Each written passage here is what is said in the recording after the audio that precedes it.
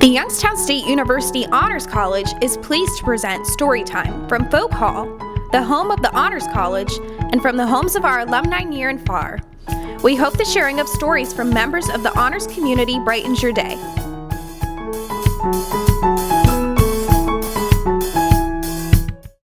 Hello, I'm Ben Luli and I am a senior at YSU and I'm part of the Honors College. I am a double major in sports broadcasting and history.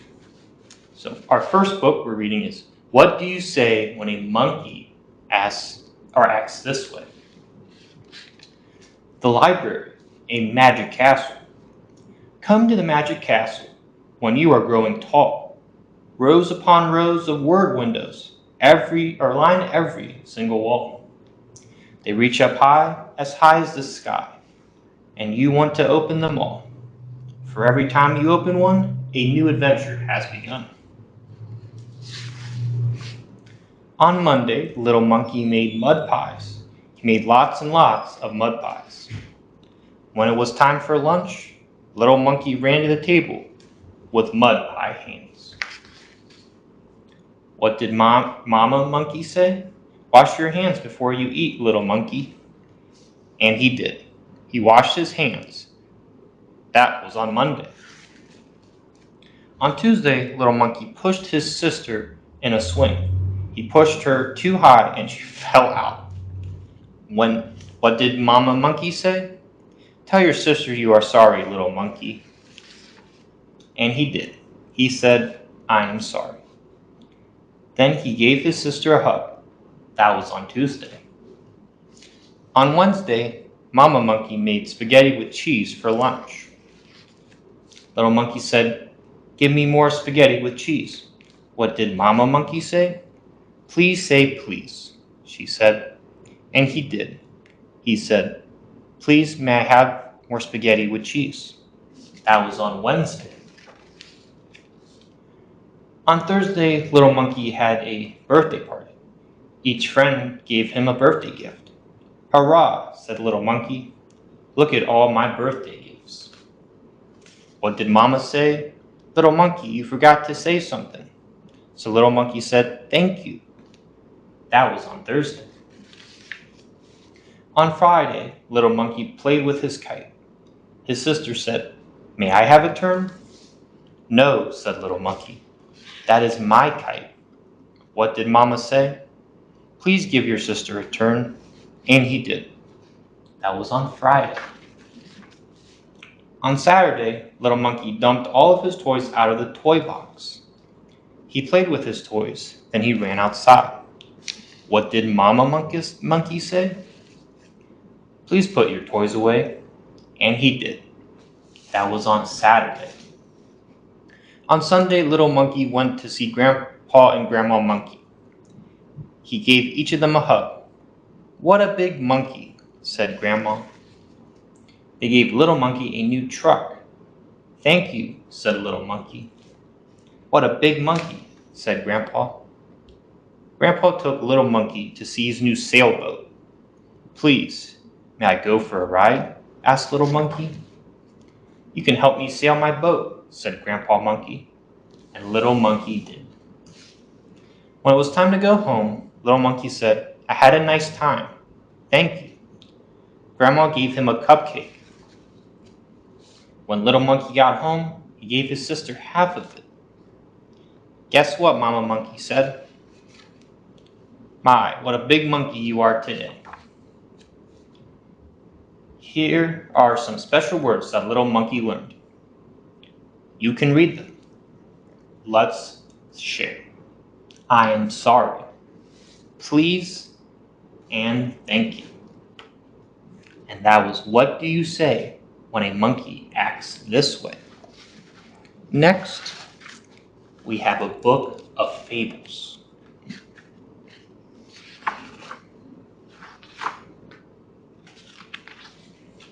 First is The Crocodile in the Bedroom. A crocodile became increasingly fond of the wallpaper in his bedroom. He stared at it for hours and hours. Just look at all those neat and tidy rows of flowers and leaves, said the crocodile. They are They are like little soldiers. There is not a single one that is out of place. My dear, said the crocodile's wife, you're spending too much time in bed. Come out into my garden, where the air is fresh and the sun is bright and warm. Well, if you insist, for just a few minutes, said the crocodile. He put on a pair of dark glasses to protect his ears from the glare and went outside. Mrs. Crocodile was proud of her garden. Look at the hollyhocks and the marigolds, she said. Smell the roses and the lilies of the valley. Great heavens, cried the crocodile. The flowers and leaves in this garden are growing in a terrible tangle. They are all scattered. They are messy and entwined. The crocodile rushed back to his bedroom in a state of great distress. He was at once confronted by the sight of his wallpaper.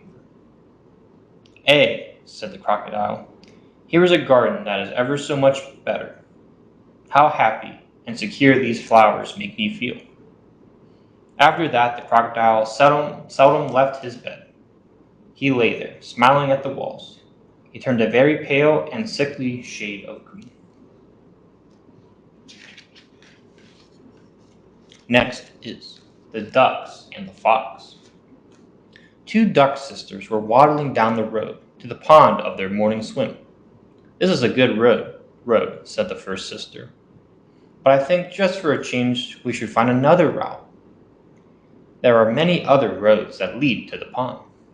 No, said the second sister. I do not agree. I really do not want to try a new way. This road makes me feel very comfortable. I am accustomed to it. One morning, the ducks met a fox sitting on a fence along the road. Good morning, ladies, said the fox. On your way to the pond, I suppose? Oh, yes, said the sisters. We come along here every day. Interesting, said the fox with a teethy smile. When the sun came up the next morning, the first sister said, We are sure to meet the fox again if we go our usual way. I did not like his looks. Today is the day that we must find another road. You are being just plain silly, said the second sister. That fox smiled at us. He seemed most gentlemanly. The two ducks waddled down the road to the pond. There was the fox sitting on the fence. This time he carried a sack. Lovely ladies, said the fox. I was expecting you. I am glad that you have not disappointed me. Opening his sack, he jumped upon them. The sisters quacked and screamed. They flapped and flopped their wings. They flew home and bolted their door. The next morning, the two ducks did not go out. They rested at home to quiet their nerves. On the following day, they carefully searched for a new and different road. They found one, and it took them safely to the pond. At times, a change of routine can be most helpful.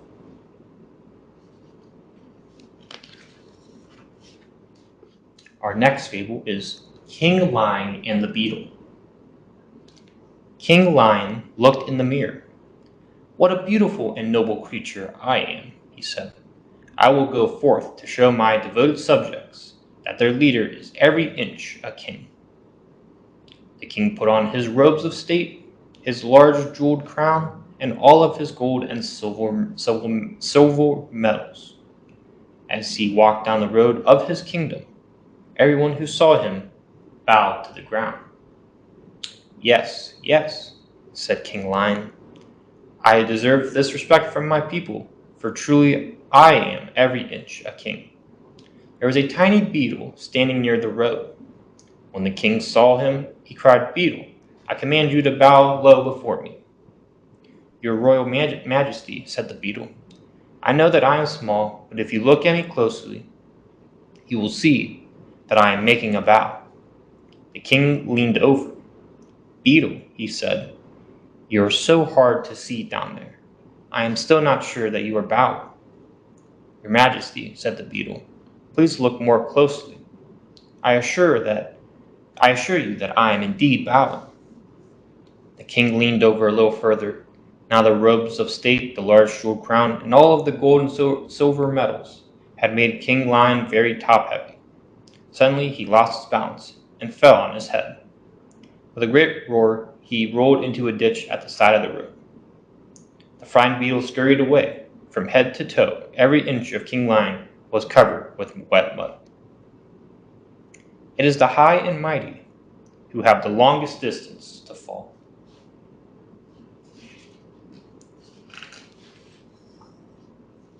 Next, the Lion and the Crab. On a stormy day, the crab went strolling along the beach. He was surprised to see the lobster preparing to set sail in his boat. "Lobster," said the crab, "it is foolhardy to venture out on a day like this."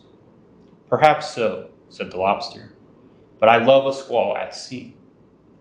"I will come with you," said the crab. "I will not let you face such danger alone." The lobster and the crab began their voyage.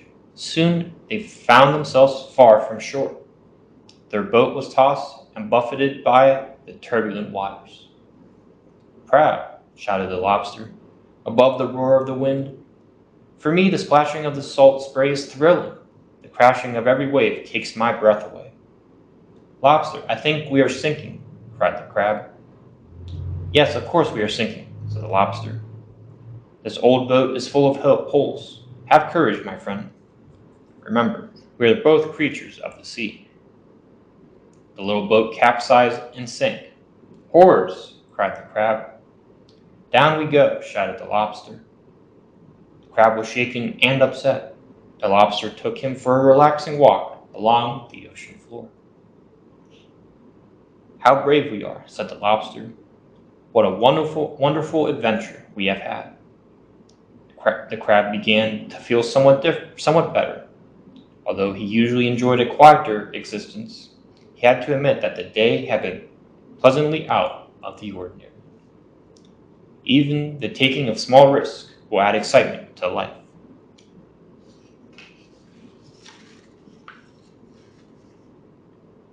The Hen and the Apple Tree. One October day, a hen looked out her window. She saw an apple tree growing in her backyard. Now that is odd," said the hen. "I am certain that there was no tree standing in that spot yesterday."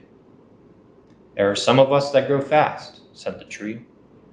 The hen looked at the bottom of the tree.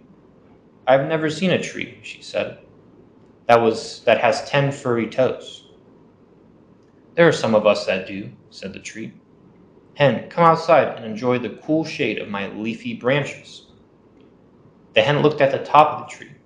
"I have never seen a tree," she said, "that has 2 long pointed ears." "There are some of us that have," said the tree. "Hen, come outside and eat one of my delicious apples."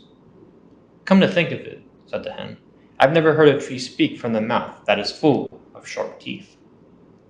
"There are some of us that can," said the tree. "Hen, come outside and rest your back against the bark of my trunk." "I have heard," said the hen, "that some of you trees lose all of your leaves at this time of the year." "Oh, yes," said the tree. "There are some of us that will." The tree began to quiver and shake. All of its leaves quickly dropped off. The hen was not surprised to see a large wolf in the place where an apple tree had been standing just a moment before. She locked her shutters and slammed her window shut. The wolf knew that he had been outsmarted. He stormed away in a hungry rage. It is always difficult to pose as something that one is not.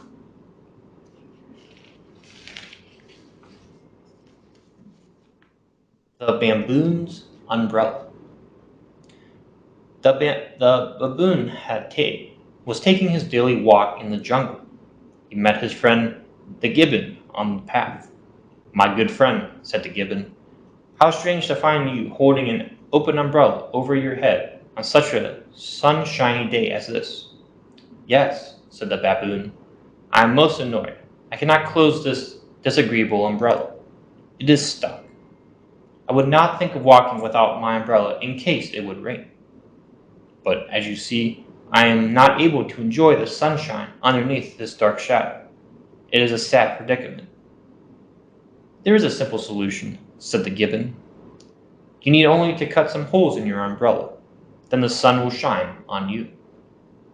What a good idea, cried the baboon. I do thank you. The baboon ran home. With his scissors, he cut large holes in the top of his umbrella. When the baboon returned to his walk, the warm sunshine came down through the holes. How delightful, said the baboon. However, the sun disappeared behind some clouds. There were a few drops of rain, then it began to pour.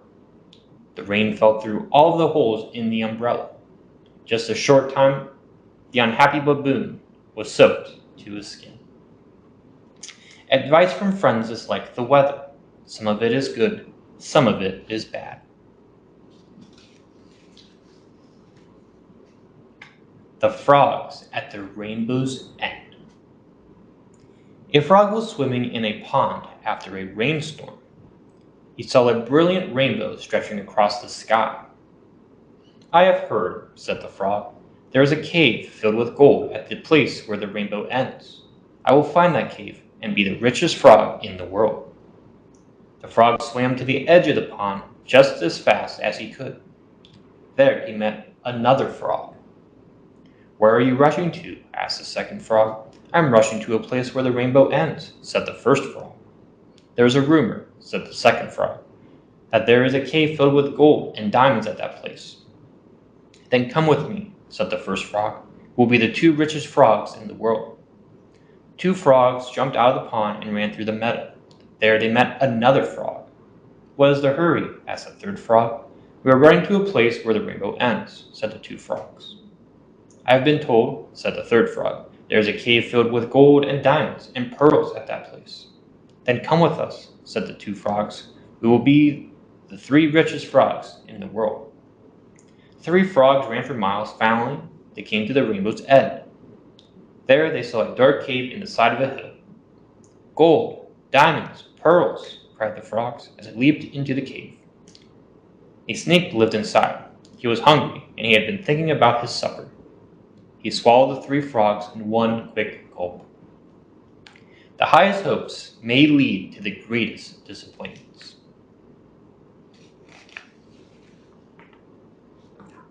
The Bear and the Crow. The bear was on his way to town. He was dressed in his finest coat and vest. He was wearing his best derby hat and his shiniest shoes. How grand I look, said the bear to himself. Townsfolk will be impressed. My clothes are at the height of fashion. However, forgive me for listening, said a crow who was sitting on the branch of a tree, but I must disagree. Clothes are not at the height of fashion. I have just flown in from town. I can tell you exactly how the gentlemen are dressed there. Do tell me, cried the bear. I am so eager to wear the most proper attire. This year, said the crow, the gentlemen are not wearing hats. They all have frying pans on their heads. They are not wearing coats and vests. They are covering themselves with bed sheets. They are not wearing shoes. They are putting paper bags on their feet. Oh dear, cried the bear. My clothes are completely wrong. The bear hurried home. He took off his coat and vest, and hat and shoes. He put a frying pan on his head. He wrapped himself in a bed sheet. He stuffed his feet into large paper bags and rushed off towards the town. When the bear arrived on Main Street, the people giggled and smirked and pointed their fingers. What a ridiculous bear, they said. The embarrassed bear turned around and ran home. On the way, he met the crow again. Crow, you did not tell me the truth, cried the bear. I told you many things, said the crow, as he flew out of the tree, but never once did I tell you that I was telling the truth. Even though the crow was high in the sky, the bear could still hear the shrill sound of his cackling laugh. When the need is strong, there are those who will believe anything. And the final fable, the cat and his visions. What a glorious vision I see in my head, said the cat as he went to the river bank. I see a large, fat fish on a plate, resting in an ocean of lemon juice and butter sauce. He licked his whiskers in anticipation.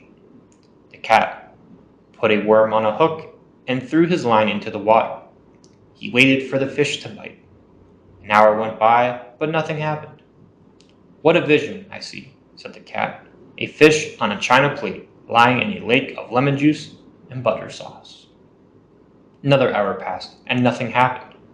"I see a vision," said the cat. "A small fish on a china plate sprinkled with lemon juice and dribbles of butter sauce."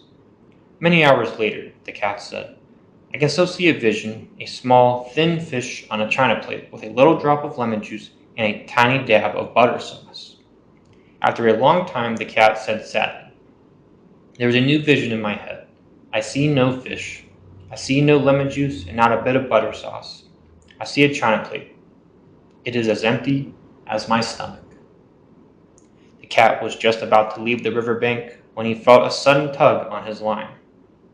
He pulled a large, fat fish out of the river. The cat ran home and fried the fish. He put it on a china plate. He poured a whole ocean of lemon juice and butter sauce all over it. "What a glorious supper," said the cat. All's well that ends with a good meal. Latka the Lucky Dog by Ellen Fisher. Thank you for watching Storytime, a new program designed to help with literacy and learning, brought to you by the Honors College at the Youngstown State University. The YSU Honors College provides highly motivated students with opportunities to deepen their learning and develop to their full intellectual and cultural potential. Students also contribute to the community by service projects such as Storytime. The college is committed to creating an environment welcoming to and supportive of students from diverse backgrounds. Storytime airs Mondays at 6 p.m. See you next time.